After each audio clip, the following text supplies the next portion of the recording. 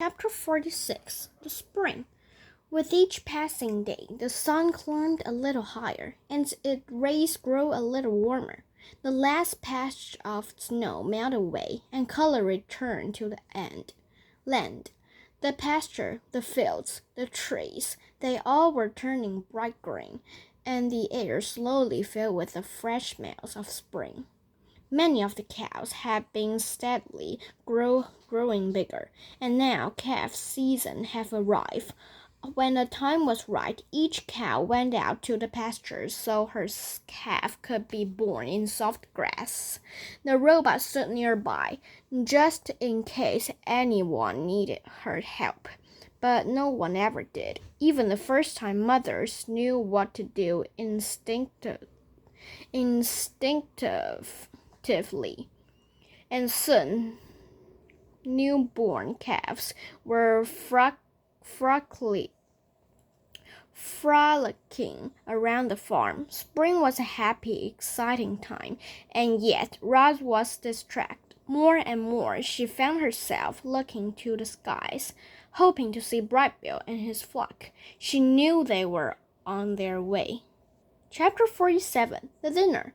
Mr. Sharif hopped out of the truck with his arms full of shopping bags. He limped toward the farmhouse, dragging his leg on the usual way, and then he fell. Roz ran over and found the man sprawled on the driveway. Groceries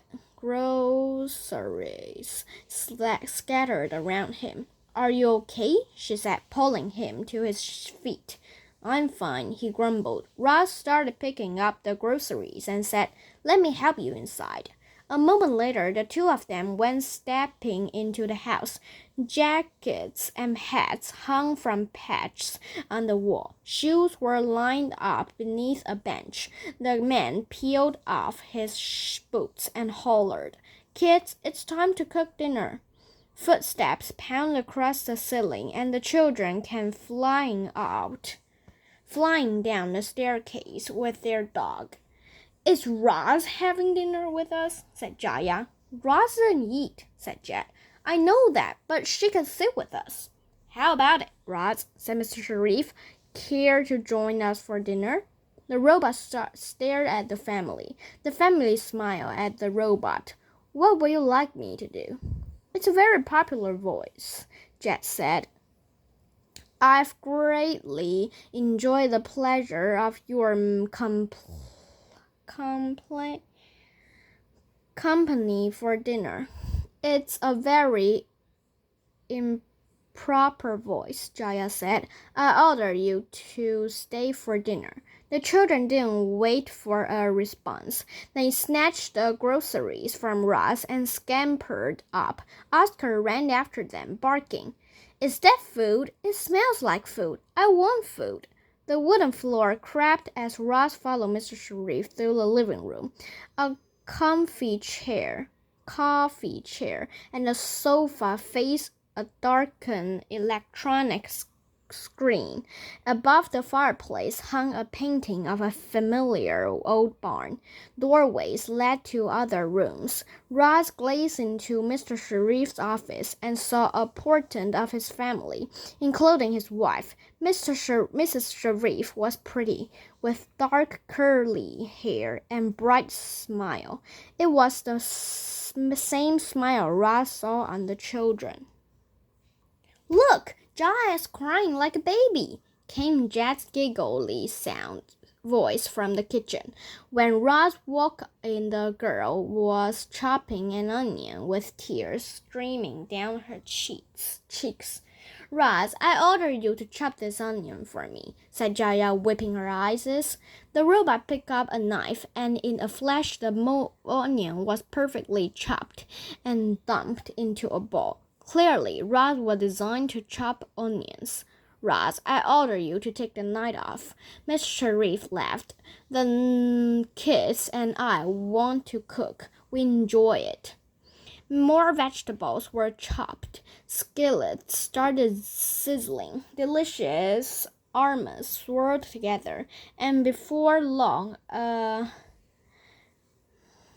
magnificent meal was set on the dinner table dinner table. Oscar positioned himself below to catch food scraps, and everyone else took a seat.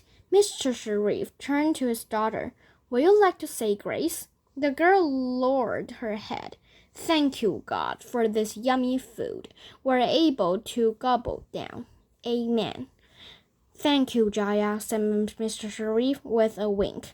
And thank you, Roz, for everything you've done this past year. I had my doubt, but now I can't imagine what we'd do without you. The children looked at each other. Then the family grated their knives and forks and indulged into dinner. A colorful leafy salad, a plate of sauté asparagus, creamy mashed potatoes and buttered bread and tall glasses of milk. The meal was beautiful, but as Roz scanned the table, her eyes kept returning to the roast chicken. It was about the size of Bright Bill. Suddenly, the robot was full of questions. Do chickens live happy lives? Did this chicken know it would be eaten? Were humans bad for eating animals? No, thought Roz. Humans are simply following their instincts, like all creatures, like Roz herself. At least the sheriffs honored this animal by giving thanks, and by turning it into a beautiful, nourishing meal. After he finished eating, Mr. Sharif stepped out of the room, and he returned a moment later carrying a violin and a bow. Grown up, I dream of being a magician, he said, thumping back into his chair. He tuned the instrument, put it under his chin, and started to play.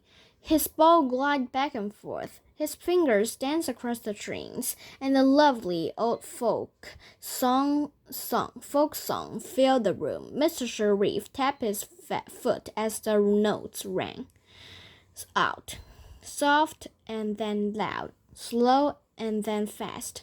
The song ended with a flourish, and the music faded to silence. Then he rested the violin on his knee. This instrument has been in our family for a very long time, he said, since the days where Cyrus Sharif first built the farm. Cyrus Sharif. Roz knew that name. She unsnapped a pocket on her tool belt and pulled out the small journal. I discovered this in the old barn, he said, handing it over. The children hobbled around her father as he took the journal. They read their ancestors' on the cover. Then they carefully opened it and turned the brittle pages. I've never seen this journey before, said Mr. Sharif. It's a piece of our family history. Kids, look at how they used to milk cows. Roz felt the Sharifs like that, examining the journal, learning about their family's history. But what about their family's future? Their lives were difficult. They needed help, and Roz was about to run away forever. As she marched back to the barn that night, the robot felt something like worry and confusion and got. Chapter 48. The Return. The robot's feelings of worry and confusion and guilt went away as soon as he heard her son's voice echoing across the farm. Ma, we're back! Bright Bill's flock appeared above the pasture, flapping and honking and laughing. They glided down to Roz, and Bright Bill took his place on his mother's shoulder. I told you we'd keep our son out of trouble, squalled Gladwin. Thank you, everyone, said the robot spoke in her most cheerful voice. This is so good to see all of you again. The cows trotted over, grinning and happily mooing to the goose, while the herd and the flock caught up with each other. Roz and Bright Bill slipped away to speak privately. What's the plan, Ma? Said Bright Bill. The plan is simple, said Roz. Tonight, under the cover of darkness, I will run away from this farm, and then you and I will begin our journey home. Chapter 49. The Goodbyes. That evening was full of sad goodbyes. The first goodbye was between the flock and their young leader. The other geese wanted to help Roz and Brightbill get home, but the journey would be dangerous, and Brightbill refused to put his flock at risk. He demanded they return to the island without him. The geese could feel their instincts urging them onward, and they knew Roz and Brightbill would look after each other, so they said their goodbyes and took off into the night sky. The next goodbye was between the robot and the cows. Roz marched into the pasture one last time as the herd gathered around. "I guess this is it," said the robot. "Thank you all for being so kind to me." Annabelle sniffed and said, "I really hate goodbyes, but I'm glad you're going home where you belong. I just wish there was some way I could be helpful." "Actually, there is something you can do." Roz unsnapped a pocket of her tool belt and looked out the transmitter. "You can hold on to this for me. Hopefully, it would take a few days for Mr. Sharif to realize I am gone." Annabelle smiled at as the robot gently tucked the small device under her collar. Lily and the other calves suddenly swarmed around Roz and snuzzled her legs.